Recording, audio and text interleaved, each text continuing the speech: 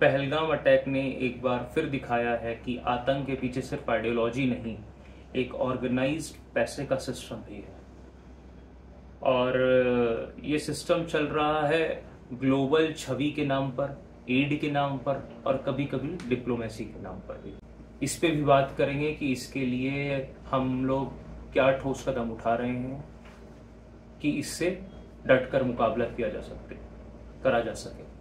नमस्कार, मेरा नाम है ओमकार सक्सेना और आप देखना शुरू कर चुके हैं ETS। Let's talk, learn and grow.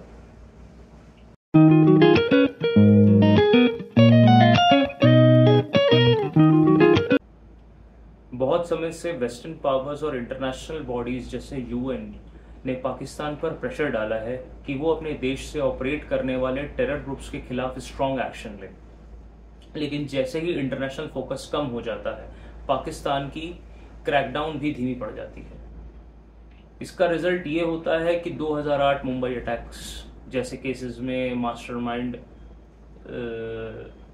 ज़कीउर Rahman Lakhvi कभी अकाउंटेबल नहीं होते।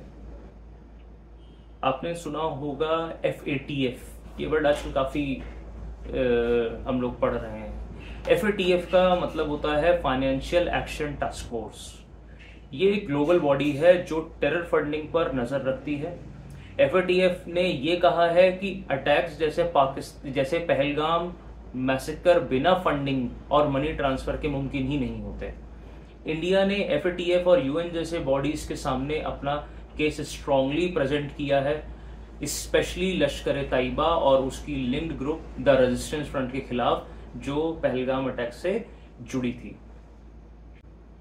FATF का मानना है कि टेरर फाइनेंसिंग पर कंट्रोल करना टेररिज्म को तोड़ने का सबसे पावरफुल टूल है। इंडिया और उसके पार्टनर्स ने पाकिस्तान बेस्ड टेरर नेटवर्क्स के फंडिंग के इंटेलिजेंस का बड़ा डेटाबेस तैयार किया है। उन्होंने ये भी दिखाया है कि पाकिस्तान अपने ही फाइनेंशियल सिस्टम के लूप होल्स का मिसयूज होने देता है। देखिए, हम इसमें से बहुत सी चीजें जानते हैं।